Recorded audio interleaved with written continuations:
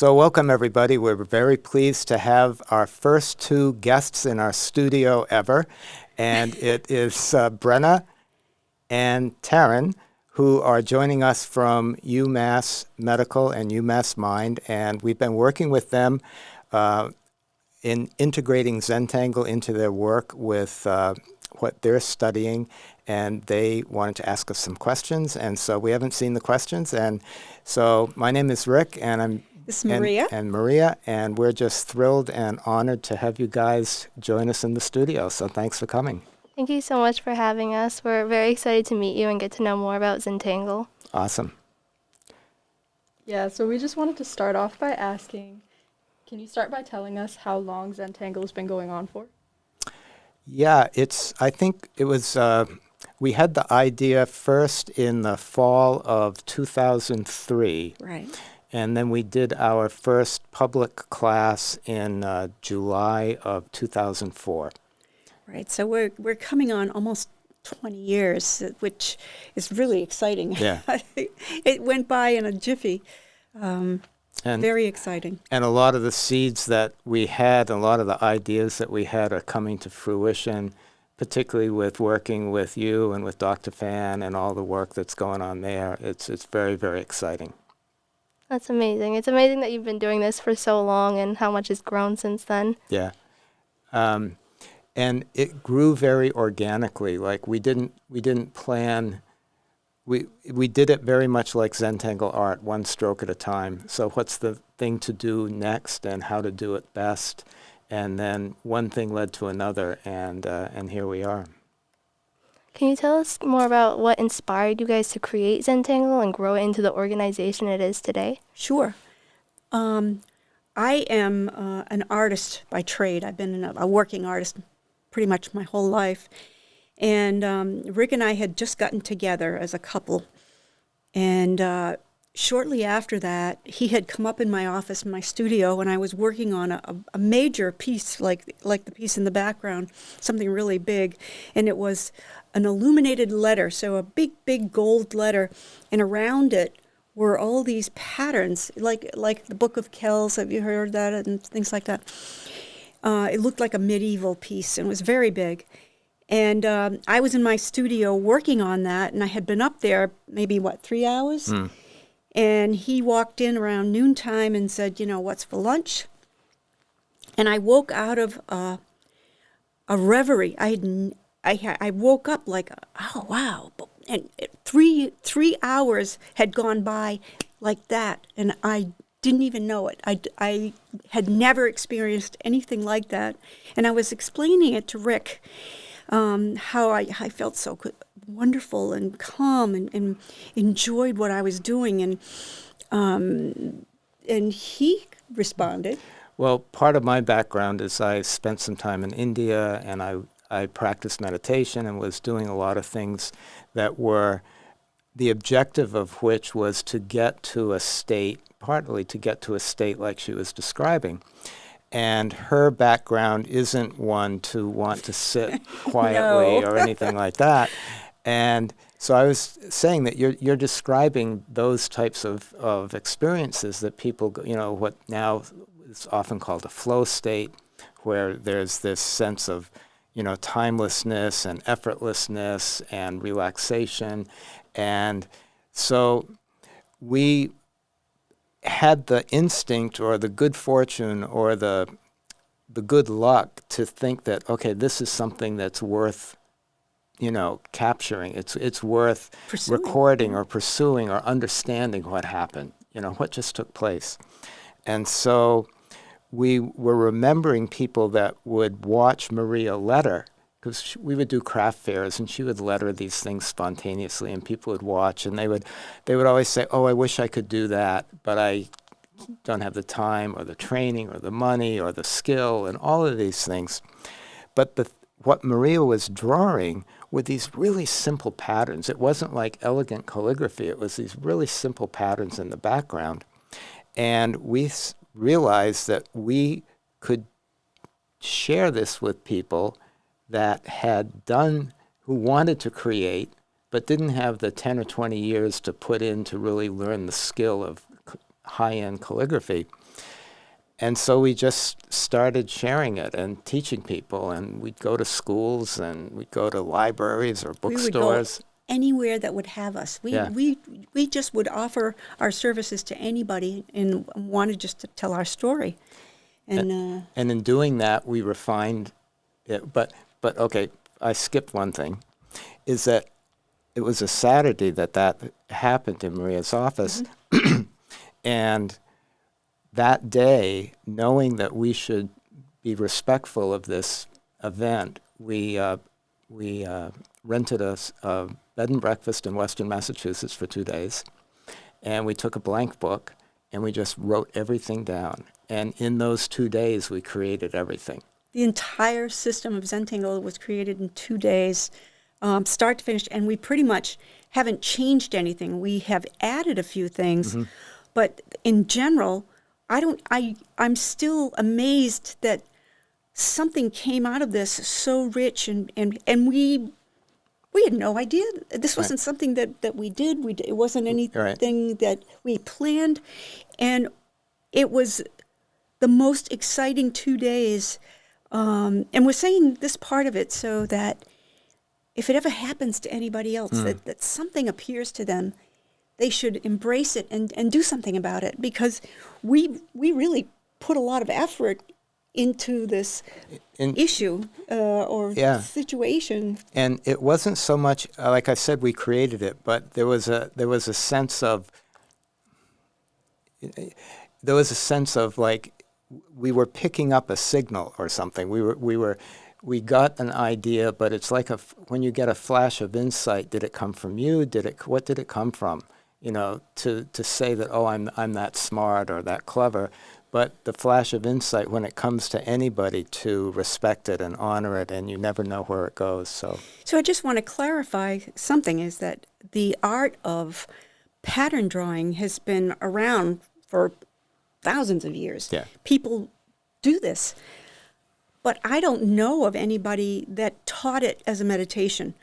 And that's what our goal was. Right. It was to teach it, to make people feel good about themselves and be creative at the same time.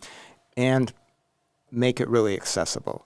So, like, there's this really great story, and I'm sorry we're going off on all these tangents here, but somebody was saying exactly what Maria did, like, oh, you're just teaching, something that people have been doing all the time. And in a sense, that's true, but this person gave this example that was really great he talked about how his dad could play piano by ear. And he played piano really well, and he brought a piano home one day. And he never took a lesson ever. Never took a lesson. Yeah. But somehow he could just hear the song in his head, look at the keys, and push the correct keys, and it sounded great. So this person saying it was the son. He said, I went to my dad and said, well, I want to play like you. And so all the dad said was, well, you just hear the song in your head and push the right keys. But that wasn't enough for the son to know how to play. So we think of ourselves, like maybe like the Suzuki method in music of playing violin isn't new. People have been doing it for hundreds of years. People have been creating art since there's been creating going on. But this is a really easy way to incrementally build success upon success upon success, particularly with people that have low self-esteem. They don't think they can create anything. They don't feel that sense of self-worth. They don't have that joy of creating. Well, I can't do that. I can't draw. And then they never do anything. And this is such a wonderful moment when somebody realizes, they look a half hour later, they've created something that they, quote unquote, knew they couldn't do. But also something that they felt good about. And they felt good about. That's the key, is that our point is not to try to teach them to do what we do. It's to teach them how to make something that they feel good about. We don't want them to look like our artwork. We just want them to actually put the pen in their hands and do something. And we have very, very simple steps to get you started. And then once you understand things and realize that this is accessible, then you take it beyond what we can Right. teach. And just like none of us look like the other person here, so your art shouldn't look like the other person. So, anyways, end of rant. That's probably more information than you wanted, but Yeah. No, that was yeah, good. yeah. Do you mind telling us more about how you came up with the name Zentangle? Yeah. So we were On this weekend. on Yeah. this weekend, and we were wondering, what are we going to call it? And Maria's. So this is my memory. And it's like the old romantic movie. Oh, it was springtime. Oh, it was fall. So, but anyways, this is how we remember it. We were out at dinner, and I can still see where we were Yeah, sitting. Yeah, I can picture that table, a deuce. And what are we going to call this? And Maria's lettering company before was called Pendragon Ink. So on the drive out, we were trying to create new words so that people, like a new vocabulary, so people wouldn't have anchors to words that had already established meanings. So instead of calling them patterns, we had decided to call them tangles. Tangles of lines. So that was the first step. Right. So we had already started working with this idea of tangles as our word for pattern. And so we were thinking, okay, well, Pendragon, maybe we can combine the words. And we thought, oh, well, how about pentangle? Well, pentangle suggests like a five-pointed star, and for some people that has negative connotations. So we said, well, no, that doesn't work. And it wasn't a new word. We wanted a new word that didn't exist. And so then one of us said, well, how about Zentangle? So pen rhymed with Zen, and there wasn't this deep, like, philosophical planning. It was like, but as soon as whoever said it was like, that's it. It was a magical word, and most people who are attracted to it are first attracted to the word because, wow, what does that mean? What's behind that? It's sort of a paradox because Yeah. Zen and Tangle, and then because of my background in Asian studies and practices, and Maria's artistry, it's like, so the joke is I'm Zen and she's Tangle, and so we play with it. But it was a very simple, just spontaneous over salad moment, Right. Over salad? I've never Yeah. heard that. Is it hyphenated? I just made it up. Okay. So that's where Zentangle came from. And would you mind explaining to us the process of creating an art piece with Zentangle? Are there rules to it, or? Well, we have steps. We don't use the word rules because unless people realize that rules are meant to be broken. But in our day of creating Zentangle, we have steps. That first you do this, then you do that, and then it takes away the pressure of, okay, what do I do next? So the first step in the Zentangle method, and I don't know why we came up with Yeah, this because it's totally bizarre. It's totally bizarre. The first step is gratitude. So we talk about gratitude for the paper, for the beautiful paper that we work on, these pens that we have chosen, but or any pen that you happen to have in your hand, and we talk about that. It wasn't so long ago that we didn't have things like this.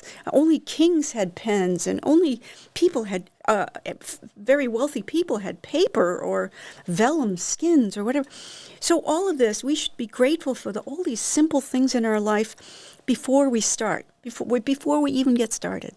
And for the opportunity to take the time out to do that, for the place and just for that opportunity, because so often we just haul into whatever we're doing next, and just to pause before whatever it is, whether it's making a bed, to be grateful that you've got a bed to make, or working in a hospital, being grateful that you have all of this support to do something to help somebody.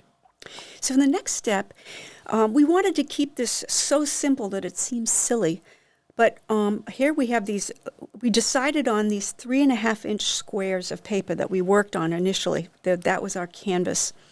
And the reason why we did that is we tried to figure out, well, how much time would the average person be willing to give up in their day to do this? I mean, because you don't want it. Most art forms are so inaccessible because you don't have time to do them in our regular schedule.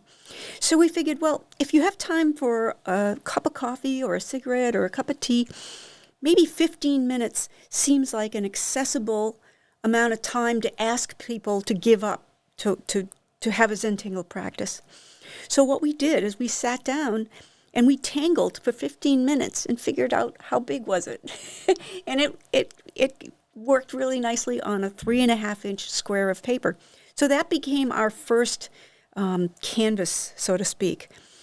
And so we take this one piece of paper, and we have a pencil, a graphite pencil, and our first step after gratitude is to put 4 dots in the corners of this paper.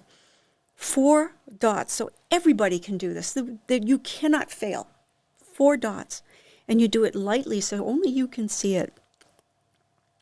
The next thing you do is you join those dots with a line, and it creates a border. And in that process, we encourage people to turn their tile. So we're not trying to create representative art.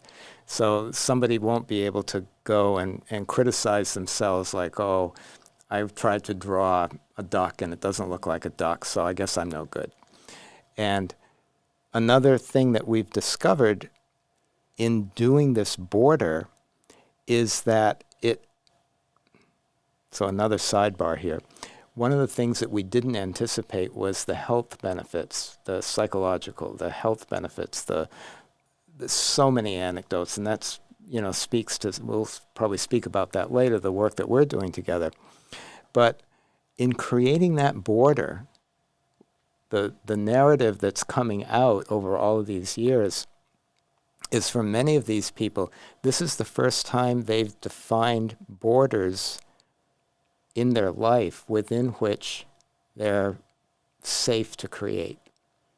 And we didn't realize that initially, and we didn't have that in mind when we did it, but we've seen and heard from people talking about it that this border is really, almost a sacred space. It's creating a very protected, in Greek there's a word called temenos. It was like this, protected area or sacred garden or something. And it's just a place that you can go and everything is cool. And so it changes the whole dynamic. And we don't even talk about it, but we're in trying to figure out why it's so beneficial. Those are some of the ideas that came. So within that border, still working with the pencil, we do this thing that we call a string. So the string is a pencil line within this border, and it's just a random line or a collection of lines that give us a secure place to put their tangles. It's sort of, think of like a lattice work that you're Or going trellis, to grow, yeah. a trellis, like you're going to grow plants. And once the plants are all grown on it, without it they wouldn't have grown. But then you can't see the trellis, but the trellis must be there. So you put down this random line. It could be a squiggly line or a couple of, but when we're teaching, the first string line that we do is the letter Z. And when you put the letter Z within those borders, it creates 4 spaces very conveniently. Mm-hmm. And we teach 4 tangles that are going to be nestled within those spaces. So now what happens is not only are they secure in what they're doing so far, they know exactly where these patterns are going to go. Everybody's space is different. Everybody's border is going to be a little bit different. And so then we start, the next step would be to draw tangles. And we use the pen for the tangles. So now we've got this structure there, but since it's in pencil, if you're so inspired to go outside it, it doesn't look like a mistake. So you have the security of the structure, You have the support of it, but you don't have the restriction. You have the of it. freedom to go out of it. Unlike a coloring book where, Right. color within the lines and all of that stuff.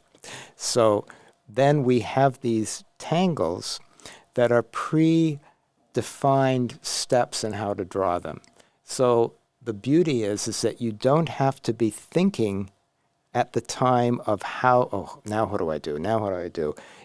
They're so simple that you can just learn them and then do them. It's like singing a simple song.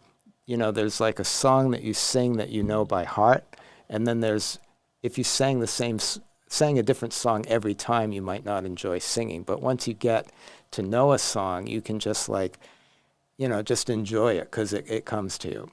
So in this way, you just, with your pen, do these really simple things, and we have all these little directions called step outs. So first you do this, then you do that. Very easy to learn, and by the time you're done, it's like a magic trick. There's this wow, I did that. Seriously, it sounds, in hearing it probably sounds oversimplified, but it really is that simple. And you've probably seen people do things that they didn't think they could do, and then they're looking at it, and it's like, that's beautiful. I did that, and it feels good, and they forgot about whatever was their burden for some period of time. So after we have, on the initial teaching, we teach them 4 tangles or patterns. And these patterns work really well together. They complement each other. And they're so simple that we in the beginning wanted to have something so that we wouldn't have to say a word while we were teaching them, that people all they had to do was follow along, and it had to be that simple, because we wanted it to be accessible all over the world, and any language. Any right. language. So it was going beyond language, which I still like the idea of teaching without words, but sometimes the patterns get a little more complicated, and so we started talking. But initially, it was meant to be taught without saying a word. So the next step, once we have all these beautiful patterns on our little 3.5-inch square, we go back, we put our pen away, and we take the graphite pencil again, and we add a little bit of shading just to add life and interest and dimension and everything. And after we're done that, we again, the last step, we initial it. We initial it and sign it. Yeah. So there's like this. Okay, you've created art. Then this is like an act of owning it. So on the front, we'll put like a little chop, like a little initials or a little. People come up with their own little logo motif. And then on the back, you may, sign it, date it, write something that almost like a journal. You might treat it as a journaling, like this event happened, or I was at this place with this person, or whatever. And then finally, again, you appreciate it. You look at it. You hold it out at arm's length. Turn it this way and that. See different things in it, because it's not representational. So it is very magical in that sense.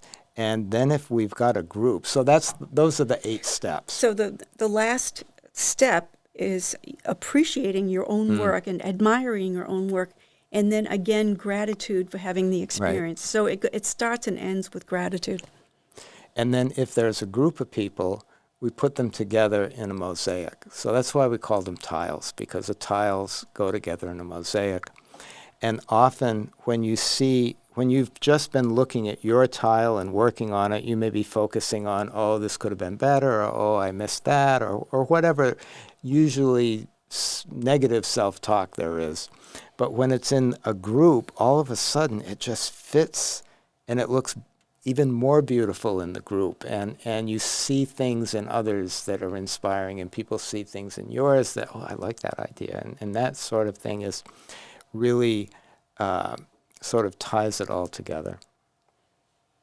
So that's how we do a tile. And it actually takes us longer to talk about it than to actually do it. I don't have a example to show everybody in our audience what a Zentangle looks like. Right. but that could be like a good inspiration for everybody to go online. Just, for now, you can go to zentangle.com, or you can go and do a search all through the website. We have... just put in Zentangle and Yeah, you'll see and stuff from all over the world. And we've got an app that you can download for free and search all sorts of really cool stuff on. So, yeah. Next question. About how long does it take to create like one tile? That's a tricky question. In the beginning, it's usually a little over half an hour We or so? designed it for 15 minutes. Right. But you can lose yourself in it for like a half hour. I should back up. We now have different size pieces of paper. Like we have some that are smaller, some that are different shapes, some that are bigger. So, but you can probably figure about a half hour people really get into it. Or if you'll see, you can do some. We had actually, it was with you guys. One of the things, and I don't know if you were there, but we had this presentation with UMass Mind and a bunch of other organizations. And initially we I forgot heard, about that. and I don't know if we misunderstood or if we miscommunicated or whatever it was, doesn't matter. But we have this saying of fitting things within the elegance of limits. So we thought we had 20 minutes. To draw something for To draw everybody. something. And then it turned into, well, the whole presentation of all the people is 20 minutes. You actually have 5 minutes.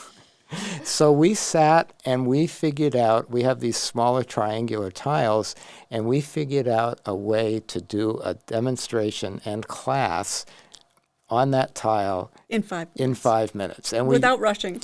and we tested it with people. We had people over for supper and everything. And so, okay, we got to do this test. We have to do this in 5 minutes. And it turned out great. Yeah. So, like any art form or music or everything, the beginning is very simple. But the minute you start getting in more and more involved, we have thousands of tangles. All these named beautiful patterns, and the beginning ones are very, very simple, but they have gotten very complicated. So you can actually spend as much time as you want comfortably. A new person, I think, any more than a half an hour is hard for a new person to spend. So we keep it as simple, but our practitioners will spend easily an hour on a 3.5 inch tile, and they're just so spectacular. I mean, beginner Zentangles are really cool, but they become really beautiful pieces of art. Yeah. So the nice part about that is it's very accessible, and you can take it in any direction that you want. And so much of the work that's being done are things that we never dreamed of. So it's really wonderful to see it going in directions that it's like, wow, that's so beautiful. And I like how you mentioned how Zentangle language isn't a barrier. So we also wanted to know more about how this organization has grown globally, because we understand you have multiple international initiatives. So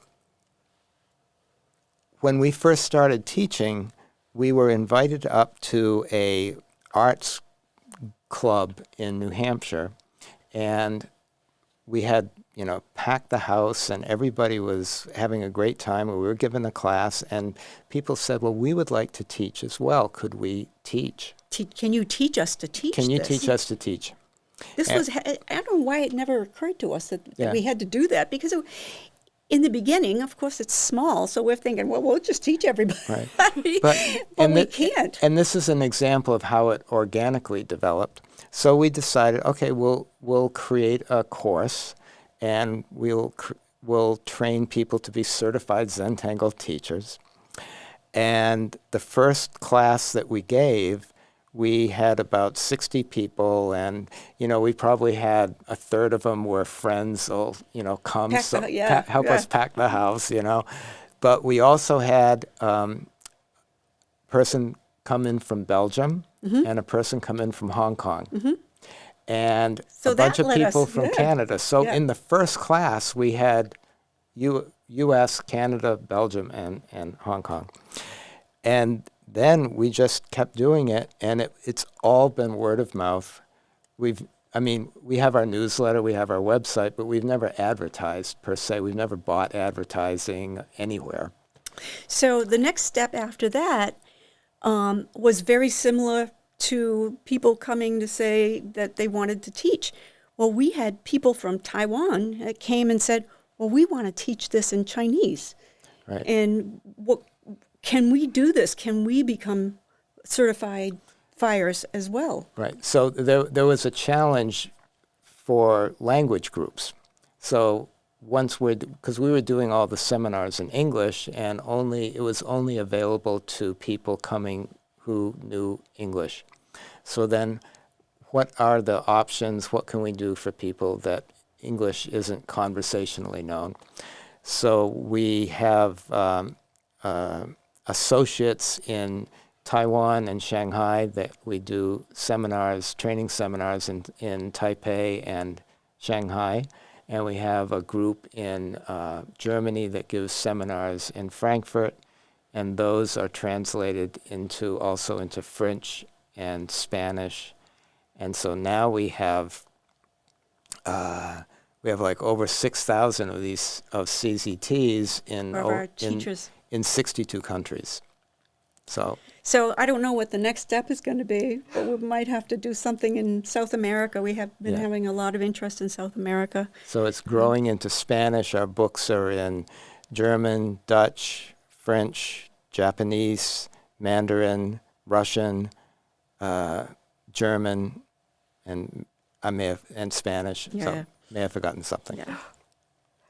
Wow, that's very far-reaching. Yeah. It's been very exciting, and our associates in Taiwan and Germany have been really lovely to work with. We have a great rapport with all of them.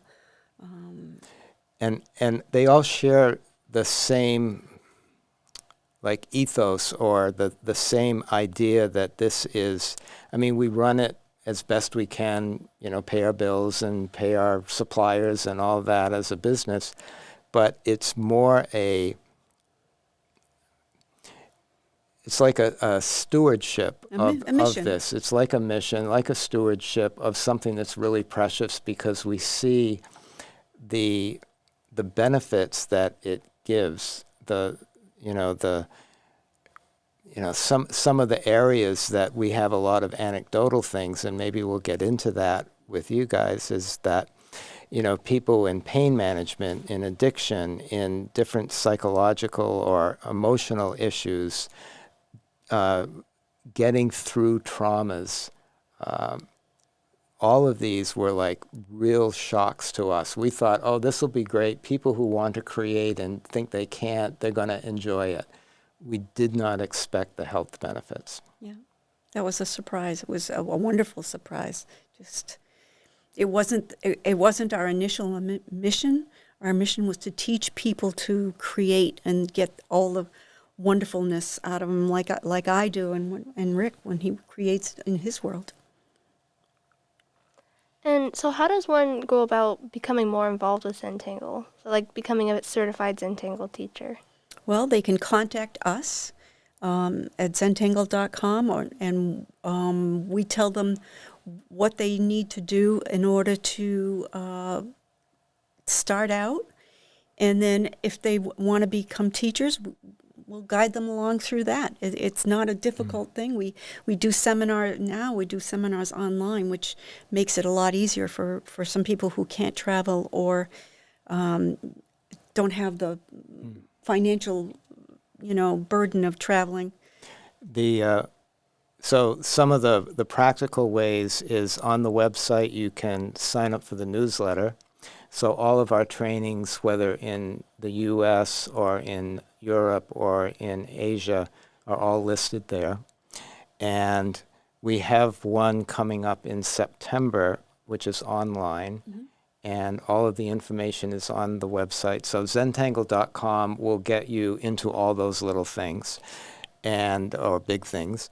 And if you have any questions, you can just email info@Zentangle, zentangle.com, and we'll get you answers. We're a small, it probably sounds to people listening to this that we're like this gigantic company, but we're really like this small family company working out of our house. With our neighbors. You're in our basement, and we've got neighbors and a little space across the street, and we're just, feeling so grateful to be able to do something that we can support ourselves and have this positive benefit. And we just end up meeting the nicest people that come to seminar, and then they in turn have this feedback from their students, like, thank you so much, because you've given me so much. But I think it's not so much that we give something to people, or that you as a CZT would give something to people, but you show people what is so beautiful in them, and then that comes out on the paper, and it really is life-changing. And another thing we noticed was that you guys have a Zentangle mosaic app. So does that kind of go along with what you're talking about, with each piece being a tile to be put together? Mm-hmm. Yeah. So we created that, how many years ago was it? Because Maybe 10? people were putting things up on Pinterest and Instagram and every place, and Facebook, and that's great. So all love and affection to that. But we wanted to create something that would be designed just for Zentangle, and it's become such a wonderful community. It's set up so that anybody can download it and search for free. But if you want to upload and comment, then you subscribe. So it's sort of a self-curated community that is just people that love sharing and supporting and complimenting and creating community, and all across the world. It's wonderful to see. So in Zentangle, there is no critiquing. You never ever say anything negative about, and I don't know how we managed to get this across to everybody, but nobody ever critiques, including teachers. You never critique a piece. You encourage them to go in different directions. And there are also no mistakes in Zentangle. So if you think you've made a mistake on your tile, we teach you what to do creatively to make this tile the better tile, as opposed to, oh my God, this is a mistake, and I have to throw this out. We always encourage everybody to just, anytime that they made a misstep or a line they're not crazy about, just to put it aside for a little while and then go back to it.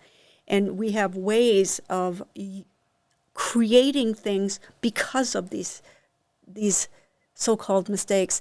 And what happens is it follows you into your life, so that when you think you've made mistakes, now you're more open to having ways to make it better. To creatively respond to an unexpected situation. Right. So it's often in those, like, oops moments, or worse, that you really get to call on a deep creativity and move through that and do something that without that you would never have done. Right. So there's such wonderful metaphors in the Zentangle method in creating this art on this little piece of paper, because we look at, life as an art form. So it's like a nice metaphor to translate into a larger canvas. And how important do you think it is for people to have an outlet like Zentangle or any art form to cope in their daily lives? Well, right now it's a big deal because we spend so much time on screens. I mean, everything is on your screen, and it's a wonderful thing. I get it. It makes our life easier and such. But to encourage people to do something as simple as a pen and a paper and a pencil, and enjoy the resulting artwork to the point where it just makes you feel so good. That to me is worth everything that we do.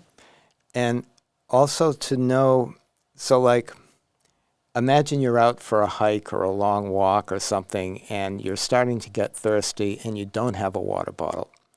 Now you're starting to really, oh my God, where am I going to get water? What am I? And that anxiousness becomes part of your focus, and it's coloring the whole experience. But imagine you're on that same walk and you have the same thirst and you have a water bottle. You may not even drink it, but just knowing that you have it there, that when you need to drink it, well, I'll have some later because I'm not even going to worry about it because I've got my water with me. In the same way that if you know that at any moment you can put down your anxieties or set aside your anxieties or take off your heavy backpack of whatever your burden is, even for 15 minutes, when you pick it back up, you can, just knowing that you can give yourself a break is precious. And then the other part, as we talked before, something happens when you experience creativity flowing through you. And that's different from copying something. It's different from assembling facts and repeating them. When something comes through you that never existed before and you look at what you made and see it as beautiful, that changes a lot of stuff on a lot of fundamental levels. And sometimes it's the first time for people to experience that. So I just wanted to say, too, that one of the things that makes Zentangle so unique as an art form is that you can carry it around with you. A guy can carry it in his pocket. I mean, it's that small. Or a woman in her purse. And it's always, like Rick said, it's always there. I mean, you can take your coffee break at work, and if you just sit aside and tangle for a little bit while you're having your coffee, it works. It's a respite and a rest period, right? From all the anxieties of the world. And particularly now, like we heard so many stories from people in countries whose travel was limited, whose so many limitations in the past few months, that this was their relief, this was their anchor, this was also their community by sharing it throughout the app. So there wasn't that sense of being alone, and there was this still, I'm creating something and contributing something to the world. So I wasn't very prepared important. for the supportive, friendly community that it has. I mean, I don't know if it's Zentangle attracts nice people or if Zentangle makes nice people. I don't know. But the community of Zentangle is just amazing. I just am so proud of the whole idea. It's very cool. And how can this no mistakes philosophy that you mentioned with Zentangle, how can people translate that to other aspects of their lives outside of Zentangle? Okay, well, no mistakes. Let's see. I do it on a regular basis. It's if I have a jacket on and I have a spot on my white jacket, I'll take out my pen and draw a pattern there, and it looks like something, oh my God, this is a designer thing, So it has become better for it. And I can usually do that. And we'll show you upstairs some of the little things on the floors and the walls and it ends up on the blankets, and I don't know, sure if it. But also, like, if you make a mistake, or there's this great story, and different cultures have it in different ways, but the gist is there's two farmers next to each other, and one of them has a son, and they keep horses. So one day the horses run away. The only horse they have, runs away. And the neighbor comes to the farm and he says, "Oh, that's such a shame." And the dad that lost the horse says, "Well, who knows? Maybe it is, maybe it isn't." And then the son goes out to try to find the horse, and he comes back with a whole herd of horses. And the neighbor comes over and says, "Oh, you're so fortunate, you got all these horses." And the dad says, "Well, maybe it's a good thing, maybe it isn't." And then the neighbor thinks he's a little weird. And so then the son is training the horses. He falls off and breaks his leg, and the neighbor says, "Oh, that's such a terrible thing." And the dad says, "Well, I don't know. It is or it isn't." And then the next day, the king's men come to take all able-bodied Young boys away to the war. So, first of all, one doesn't know until the story is over, is something good or not. And if you can have tools... Or a mistake. Or a mistake. If you have tools to move through your fear or your self-criticism on a little piece of paper, then you can translate that more quickly into daily life and say, okay, this is now what it is. I spilled my coffee on my paper. Okay, what can I do with this? Or something larger. And it moves you away from victim status into creator status, and it changes everything, because you're no longer a victim. You have agency in this process, and it is very, very profound. And so you mentioned that you guys didn't anticipate having how profound the impact of Zentangle would be in terms of a therapeutic intervention for mental illness. But what made you guys realize that this could be something that could be implemented? What? Well, I'll tell you the first story. The first hint was with two hints. One was early on, we got a call at the end of the day, and it was just Maria and me at that point. We were hand assembling these little kits and sending them out.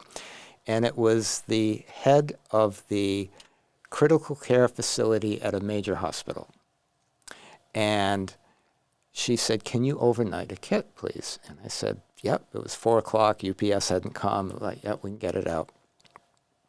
And I said, "Well, is there a backstory to this? And she said, "Yes, actually." She said, I'm the head nurse of a critical care facility, and in my wing, all of my patients have a button, and that button goes to a morphine pump, and they can push it as often as they want, as much as they want. They're at that stage.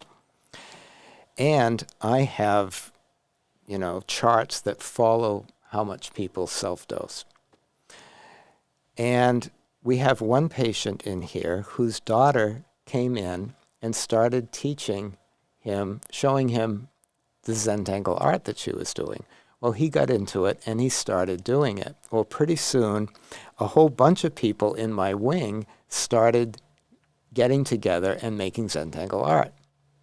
Well, fast forward to, I'm noticing my charts of usage of morphine were outside the standard deviation for a certain group of patients.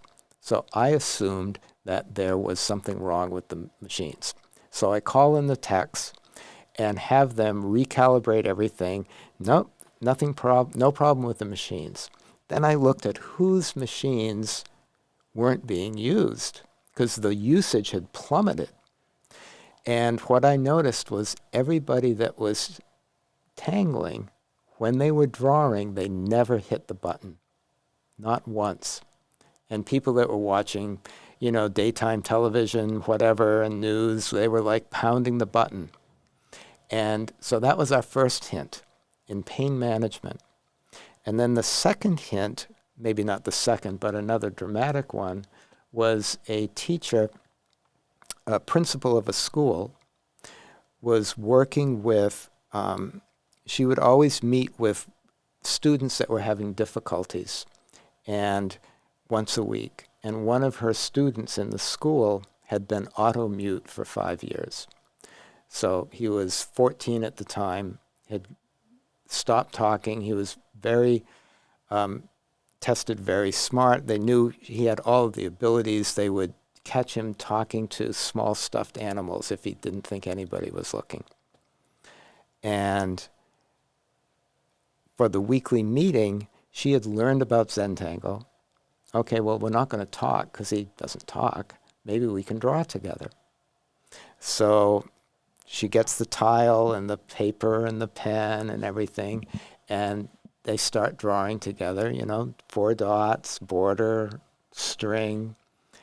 Halfway through the first tile, he starts talking to her. By the time they're done, he's making eye contact with her and talking with her. So she calls up the mom and says, I think you want to come pick up your son early today. And he talked with his mom for the first time in 5 years. So these sorts of things were like, what just happened? And in fact, in this story, the principal was a principal of a school in Perth, Australia. And she was like, okay, I got to come and become a CZT and figure out what's going on here. So that's how we heard the story. So, yeah. And we've had people coming up to us at seminar, because that's really the only time we see these people from all over the world, that will say, I have one. When he would tell that story, that first story, she says, I have one of those pumps on me for pain. Right. And she says, if I'm tangling, I never have to press the button. It's just the most amazing thing. So it can get you through pain, or just maybe that. So we're not making claims. Yeah, it's not just Be one really person. careful. We're not making Yeah. claims, but And, that's the stories that we've heard. And we had one woman with Tourette's, and she said she had a type of Tourette's that was painful, like a painful hiccup. And I'm not sure, I don't know that much about it. She says, but I noticed that when I'm tangling, I never have it. And it's the only relief I get. I can't find a relief from anything else except this. And it was like, wow, that was, I mean, nothing else had ever stopped her symptoms. So things like that all over the map. And other stories of people that have gone through really serious trauma, some as young kids, who shut down to the point of not showing any emotion, were smiling and talking after doing this. And this was in India, one of the people that it was like a safe home for young girls. And one of the, like the staff came up to the CZT and said, well, what did you just do? And he said, I just gave the class like I always do. And he says, well, what are you saying? This is a normal reaction. And the staff person said, you don't understand. Some of these girls have been here for years and we've never seen them smile.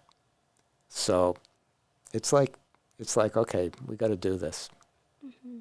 No, those stories are very inspiring. And it's not 5 stories, it's 500 stories that we have on paper, people sending us letters. You don't understand. This saved my life. You don't understand. And the thing that makes me emotional is that every single story is different. It's not like it helps one thing. Everybody that comes to us has a different take on it. And it helps them, whatever it is, get through this difficult time. People that can't sleep, all sorts of crazy stuff. So Zentangle has a tremendous amount of potential in terms of all aspects of health, not just mental health, but pain management, everything. Yeah. What's really cool is that as far as we know, there are no side effects, and except beautiful art. But it's highly addictive, and we actually have prescription pads made. But that will give you some before you leave, that you can write prescriptions for Zentangle to anybody who you think could use it. Right. So we'll give some to give to your friends at work. Yeah. Amazing. And we'd also like to know, can you guys share the story with how you guys got connected with UMass Mind? So I'm not really sure if we have all of the details, right? As far as I remember, I think our friend Dennis Rice, who ran the Alternatives, which is an organization that houses and helps mentally challenged adults. Do I have that right? And he and Dr. Fan knew each other, and Dennis said to him one day, he says, you know, you ought to talk to Rick and Maria. He says, I think that Zentangle can help some of your patients. And so Dr. Fan called us, and he came to the house with a few other And I think teachers. some of his people, and then Dennis and Dennis's wife Yeah. Kelly, and we were upstairs on the porch, and we just had a We had great a great conversation. meeting, and we said, well, what can we do? We can give classes to these people. You can study it. I think what we've initially did, and hold on, I think Okay, we we got just technical time out here. difficulties here. Okay. We just have one more Okay. important Okay, one more question. Would you mind sharing with us the results and trends of the UMass Mind Art Therapy study that you guys collaborate with us on? Mm-hmm.